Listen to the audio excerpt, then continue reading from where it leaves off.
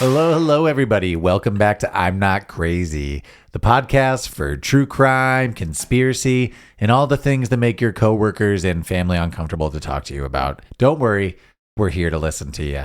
Cameron Jones here, along with my co-host, Nicole. This is a Nicole episode, and I've been warned, so just listener discretion out there. This episode is going to contain depictions of sexual assault. So if you're uncomfortable with that, please skip. But Nicole, take it away and tell me what we're getting into. Like I mentioned before to you, I went down a kidnapping rabbit hole. Mm-hmm. Yeah, you sure did. So keeping a theme though. I am keeping a theme though, and it kind of leaves you feeling a little unsettled with your day-to-day activities. Oh, you getting a little paranoid now? I just sit here and I think about, I'm like, does anybody stalk me, or do I look like I sure hope not. Not a candidate. Do I look vulnerable enough to be kidnapped? Do I look like I don't want to say a sucker, but do I look like a mark? Kind of like a target, not just kidnapping, but also like sex trafficking too. Fear. Okay. Kind of. Well, it's good to be on guard, everyone out there, but also Nicole's heavily armed when I send her out the door, so she'll fight you. Yeah, I'm scrappy. She has weapons. Dangerous weapons. Mm-hmm. This episode is the kidnapping of Jaycee Dugard. Okay. Are you familiar with Jaycee Dugard at all? I don't think so. The name's somewhat familiar, but I think it just sounds like someone I went to high school with. Possibly.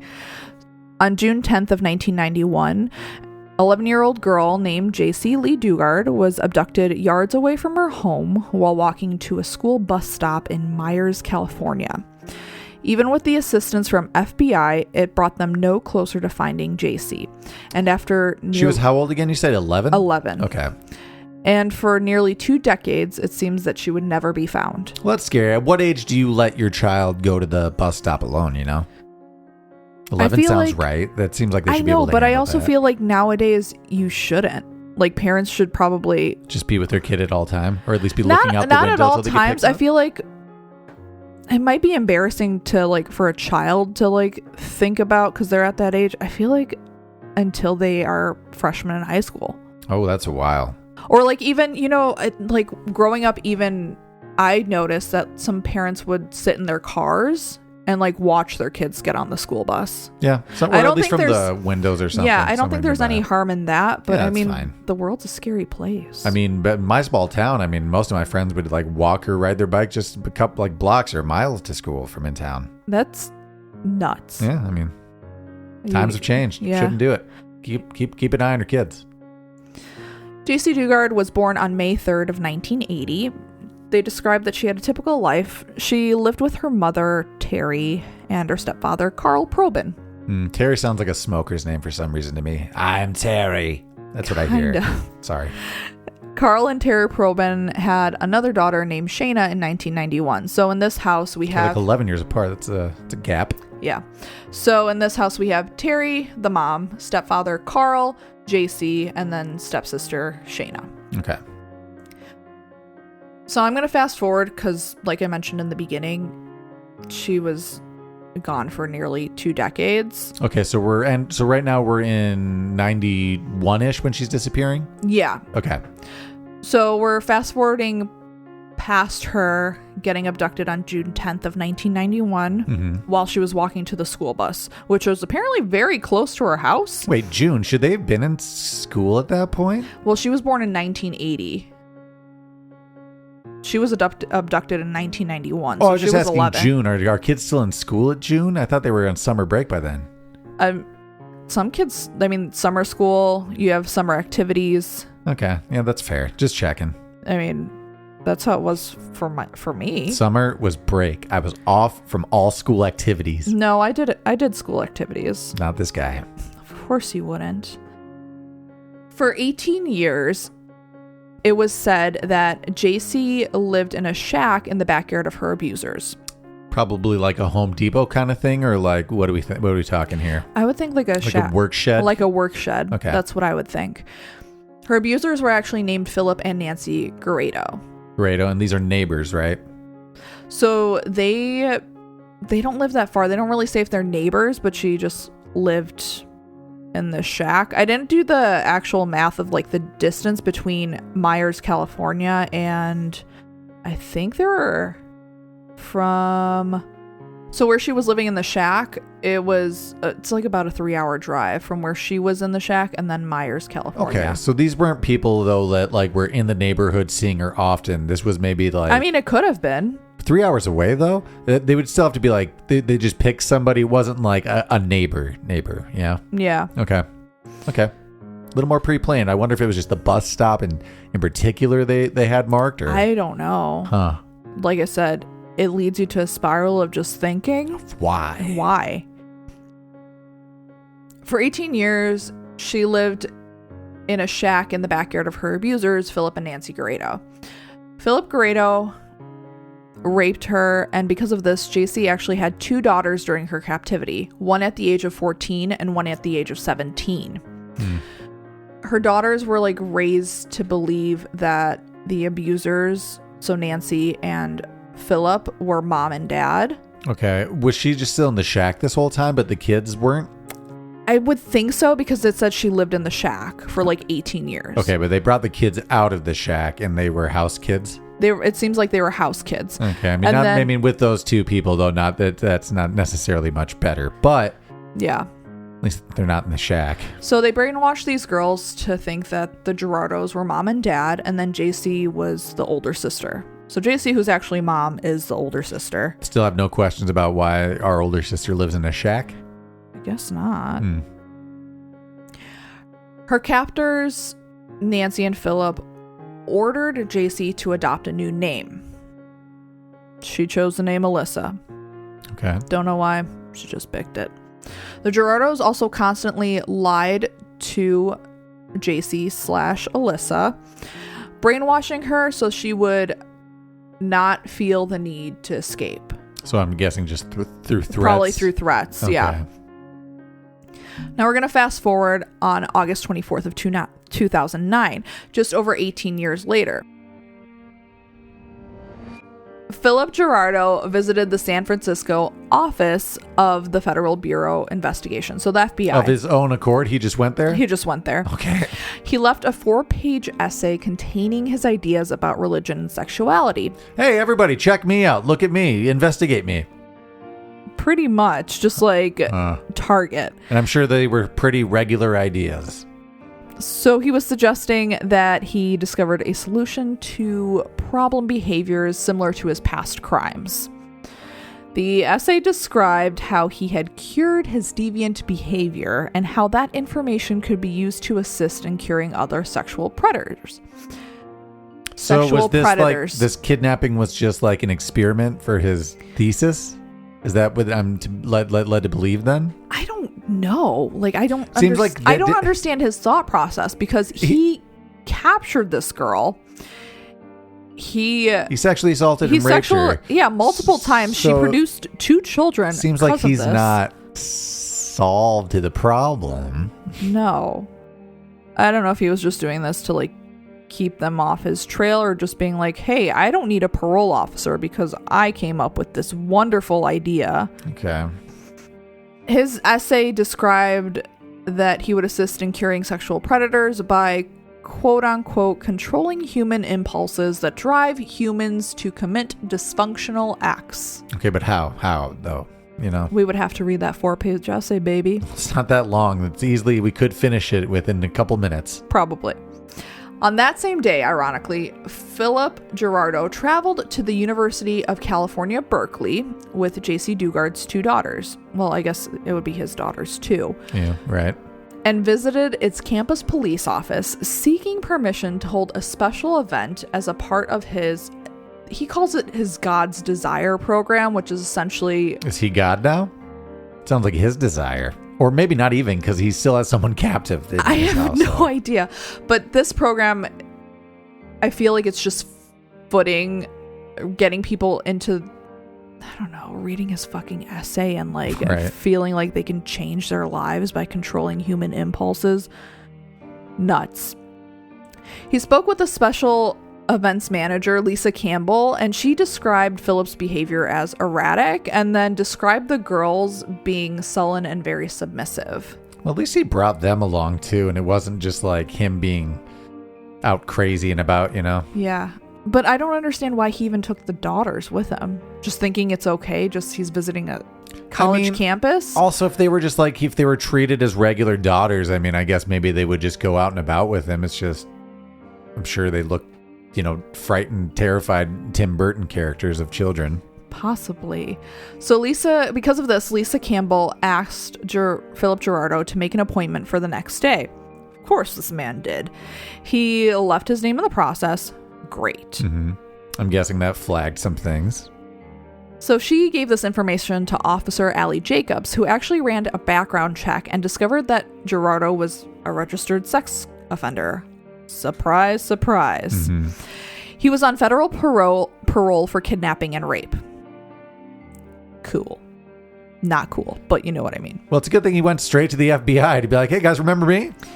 Right. And they can be like, hey, I remember that guy. He left a 4-page essay about how he turned his life around. Which is also terrifying. And now he wants to host God's Desire at Berkeley. Well, which is also terrifying because it doesn't seem like anybody was on to him or anything. He just came out of the... No, that's like the part that there are so many things when I read these crime stories that just, I'm like, what? He just came out of the woodwork. Otherwise, he'd probably just still be living with his lady in the shack and making his crazy manifesto. Nobody thought that he has this 4-page essay at the FBI. How long did we go from the essay to him getting called back in? So it was within 48 hours because he went to... Okay, well then we worked pretty quick from this guy being like, hey guys, no, I know, but I feel ideas. it was because Lisa Campbell. I feel like otherwise the FBI would have been like, who is this fucking weirdo? Sure, okay.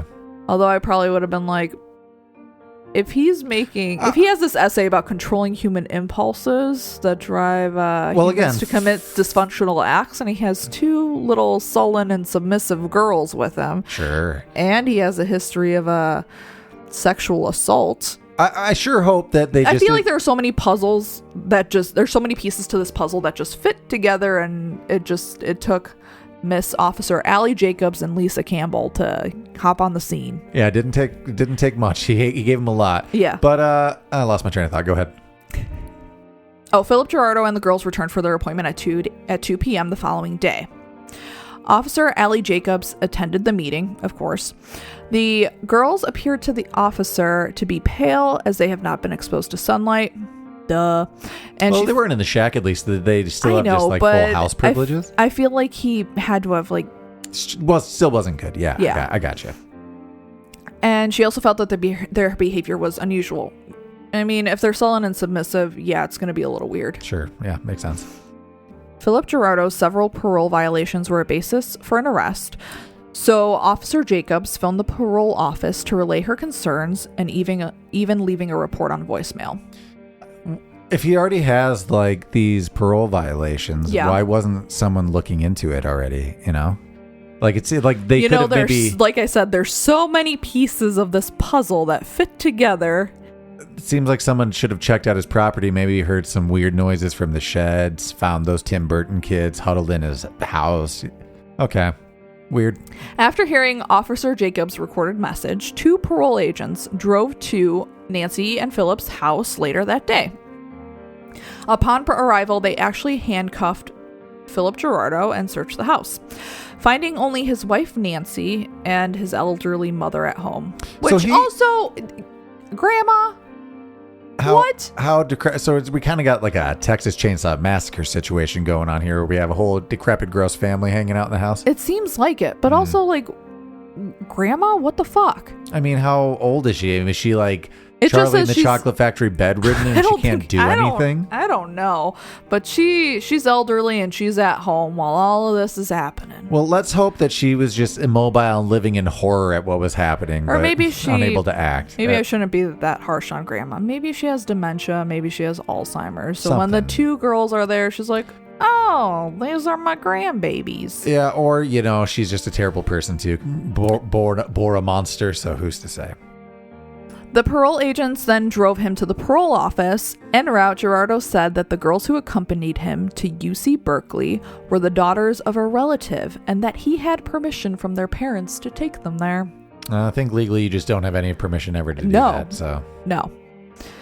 Although the parole officer had previously banned the Gerardos from associating with minors, and Berkeley was 40 miles from Gerardo's Contra Costa residence, which is 15 miles over the 20-mile limit, he was allowed to travel from his home without the parole agent's permission. Okay, someone should have tracked that. Yeah, but nothing was done about these violations. Okay. Great. Why?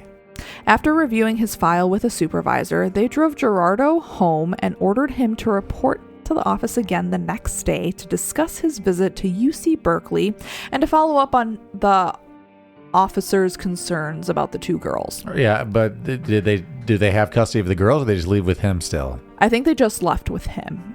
Left them with him? Yeah, and Okay, then they're like, come back, bring the girls. God, it's so slow acting. Get them out of there. That's the thing that I don't get. Phillip Garrido arrived at the parole office in Concord, California on August 26th of 2009 with Nancy, the two girls, and Jaycee/Alyssa.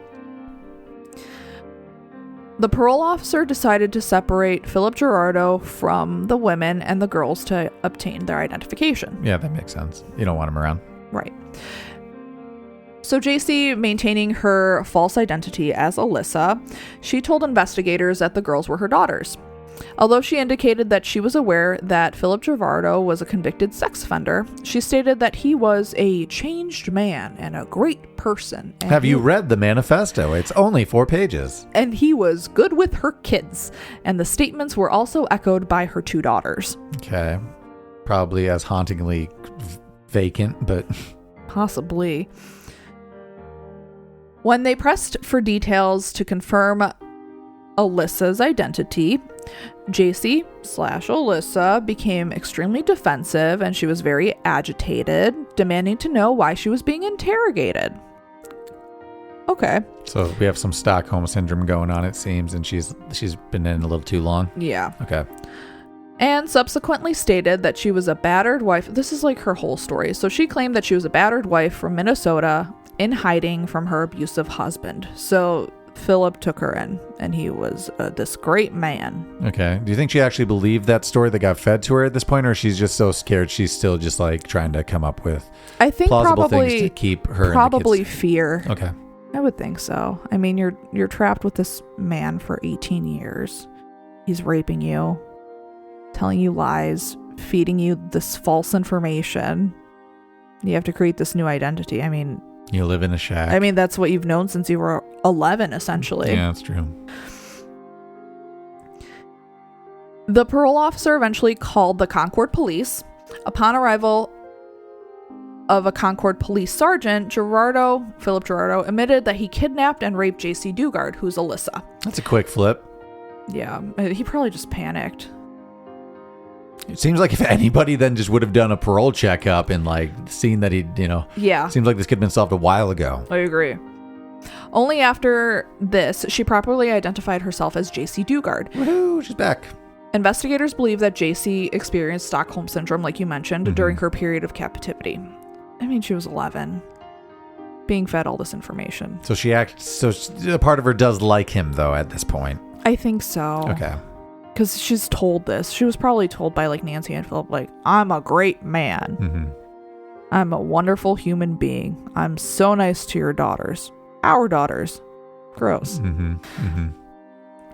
Phillip and Nancy Garrido entered guilty pleas to Jaycee Lee Dugard's kidnapping on April 28th of 2011. Phillip also received 13 sexual assault charges, while Nancy had a charge of aiding and abetting sexual assault. What about Grandma? Does she get charged for anything? Grandma, there's no mention of Grandma. That makes me believe she's pretty... Not there, yeah. Yeah. Phillip received 431 years to life in prison since he was already a registered sex offender before the kidnapping. Right. That makes Great. Yeah. Nancy had 36 years to serve. And this is a little happy note. Mm-hmm. Well, Jaycee Dugard received $20 million from a victim compensation fund. Cool. Nice. She also published a book called A Stolen Life. And then they said that she just aims to... She pretty much lived a private life with her two daughters. Rightfully so. Well, that's I nice don't think I'd really go out much after that. Well, I'd probably try to. It would be so hard. It'd be a while to piece my life back together. Do you think? Do you think you'd be able to just like live a normal life knowing that you're like a child of like? No. Let's say our former episode, the Fritzl case of like my grandpa's my dad and we lived in a basement for 20 years. I wouldn't. Be pretty hard. At least now that they have like some money, they can just live comfortably. Yeah, just stay inside and watch Netflix. Find out what real life's a lot of therapy. Oh yeah, ton. Just a ton. A lot of therapy. Mm-hmm. Yeah, I can't imagine. I think eventually I could be able to. No, I'd probably be pretty messed up. Yeah, I think I weak. would. Yeah, I would have a lack of trust. Trust would be broken. Yeah, that makes sense. All fronts. That's the end of it. That was she received $20 million from a victim compensation fund.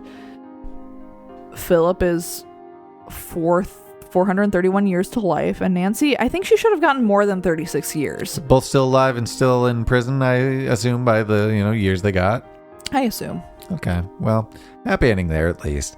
Nice. Do you have any more kidnappings coming up, or is this the end of your little mini-series? Well, I do have more kidnappings coming up, but I'm going to switch it up a little bit for my next one. Oh, good. And it's going to, like you mentioned in the beginning, we talk about uncomfortable things, and it's going to get a little uncomfortable, and I think you're going to feel really weird about it, but it's going to delight me on the inside. Well, I'm not going to say what it is, but it makes people feel weird. Some people don't feel comfortable talking about it.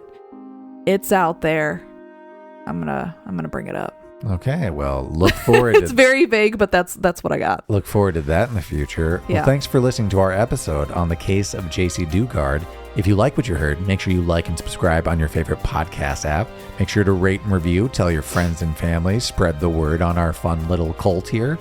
Not cult. Club. If you want more, our little friend chat. Our little friend chats.